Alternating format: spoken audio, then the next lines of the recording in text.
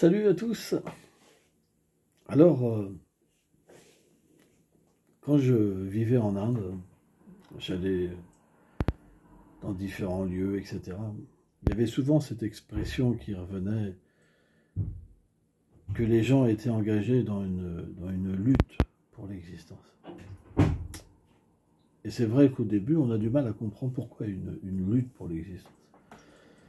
Mais si on analyse notre vie, c'est vraiment une lutte. Pour manger, pour vivre, pour garder un couple, rien que pour respirer.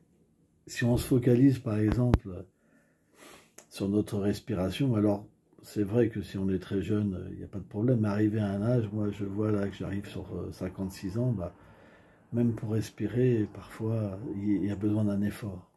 C'est une lutte, la maladie vient, il faut lutter contre la maladie, etc., etc. Et parfois ça peut être très fatigant et renversant. J'ai rencontré beaucoup de personnes qui souffraient, qui se sont confiées à moi, et c'est pas facile. Et c'est vrai que ma vie spirituelle, moi, m'a permis de comprendre ce que c'était la souffrance et de développer de la compassion. Alors, bien sûr, ça vient graduellement.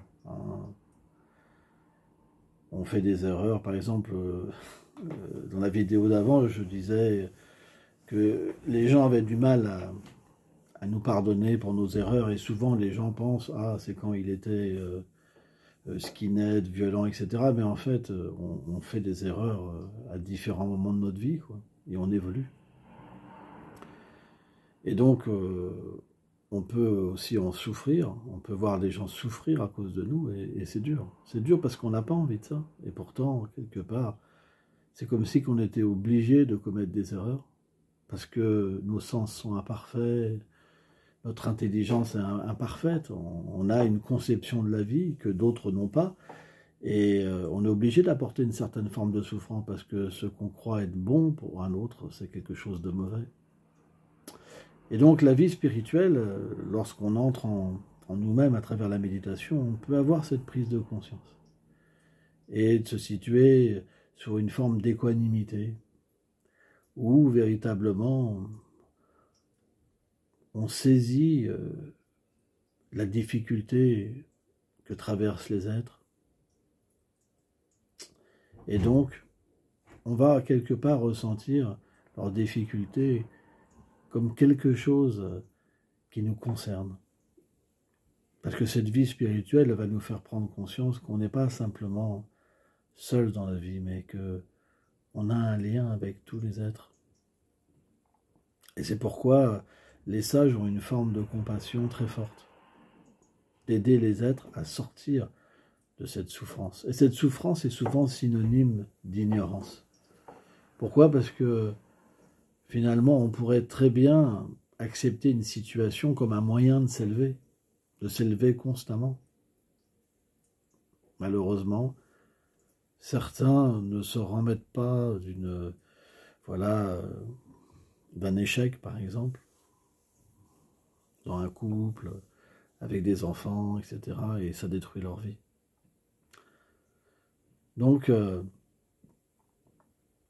c'est important d'avoir cette vie intérieure. Plus on l'aura, plus on va véritablement analyser notre vie et développer des qualités. C'est pas que notre limite intérieure, nos défauts, vont nous empêcher d'évoluer. Au contraire. Alors bien sûr, certains qui ont une autre forme d'orgueil pensent « moi j'ai pas de défaut ». Mais bon, ça c'est juste une forme d'orgueil, on a tous beaucoup de défauts, quoi. Mais simplement, ces défauts doivent nous aider à développer de l'humilité, c'est quelque chose qui est important. La tolérance, la compassion. Et graduellement, ces défauts vont se transformer en des belles qualités. Et nous allons pouvoir aborder la vie complètement différente. C'est pourquoi il faut être patient. Merci beaucoup.